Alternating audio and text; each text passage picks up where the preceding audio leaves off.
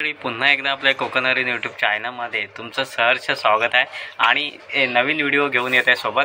आणि गणपतीच्या शेवटच्या दिवशी कशा प्रकारे आपली कोकणामध्ये पारंपरिक पद्धतीने कशा प्रकारे नाचगाणी झाली आणि शेवटच्या दिवशी आमच्या भावकीच्या घरी गवर येते, तिथे नाश्ता होता कटलेस म्हणून, मस्त मजा आली खूप। आणि रात्री गौरीला कशा प्रकारे सासरी पाठवली ते ह्या व्हिडिओच्या माध्यमातून तुम्हाला पाहायला भेटणार आहे। व्हिडिओ शेवटपर्यंत पहा। आणि बाळ्या डान्सची ते धमाकूळ केली, म्हणजे खूप चांगल्या प्रकारे मुलं मुली नाचल्या, मस्तपैकी महिला पण नाचल्या त्याच्यामध्ये। ते व्हिडिओ शेवटपर्यंत पहा। व्हिडिओ जर आवडला असेल तर लाईक करा आणि चॅनलला जर तुम्ही नवीन असाल तर चॅनलला सबस्क्राईब करून घ्या, जेणेकरून नवीन व्हिडिओचे नोटिफिकेशन येत राहतील। चला आता थेट व्हिडिओमध्ये राहा। तर आपण आलो आमच्या भावकीच्या घरी आलेलो आहे आणि घरी इकडे म्हणजे नाश्ता आहे आता, म्हणजे 12 साडेबारा रात्रीची वेळ झालेली आहे आणि नाश्ता बनते आज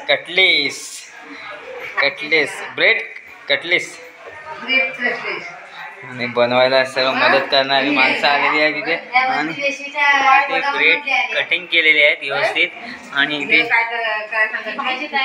भाजी आहे, तुम्ही पाहू शकता कशा प्रकारे मसाला बनवला आहे।